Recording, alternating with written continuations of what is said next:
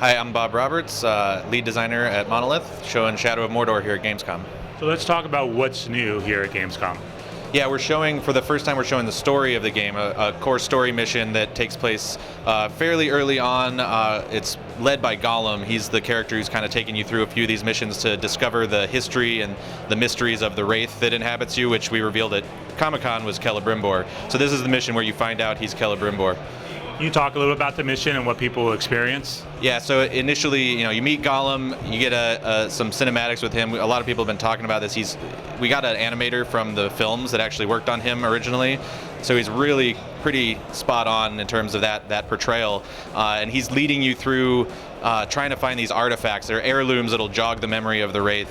But at this point, he's kind of gone out way ahead, and you have to search for him. You use the wraith world to kind of pop in and out of the unseen spirit world and find his tracks and locate where he's snuck off to try and find this artifact.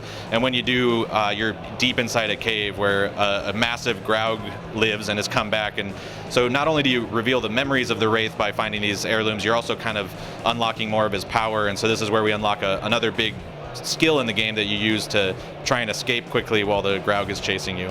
Can you talk a little about the environments people will see in this game, especially since a lot of these environments are different from what they've seen in the films? Yeah, I mean, building the environment of Mordor has been a fun challenge for us because it's a really famous place. Everybody knows about it generally, and like the Black Gates and the tower with the flaming eye and everything, but you don't actually explore around Mordor much in the films or the books, really.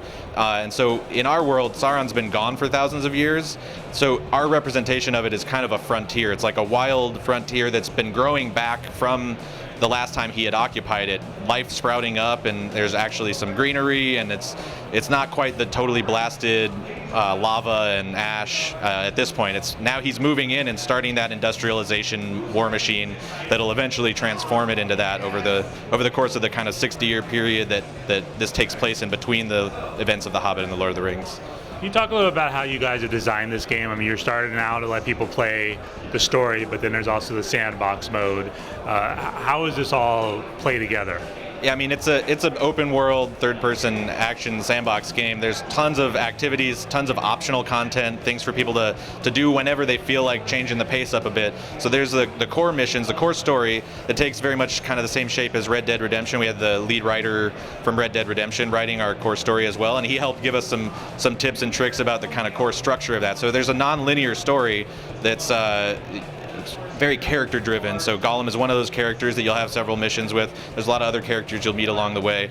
But of course, at any time, you can just pop out and go take on some optional missions. You can go find collectibles, explore the scenery, go find some caves and see what's hiding down there. There's a lot of stories and history of Middle-earth kind of lying around and buried and discoverable there. And then and there's also the Nemesis system, which is kind of our big innovation we're trying to bring to the genre. That's a constantly churning, mission-generating machine. There's procedural bosses being created all the time, and those guys are frequently on missions as well, and there's missions to draw them out.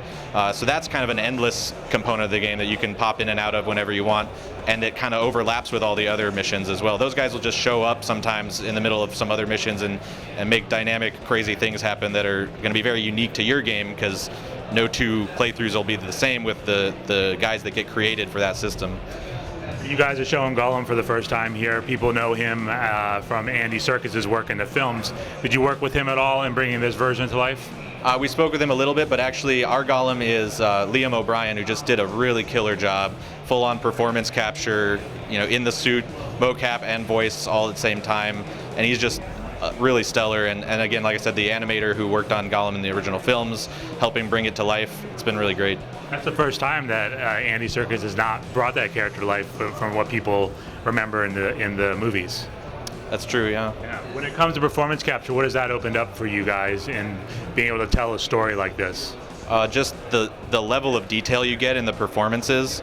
It's so obvious once you get that plugged into the game.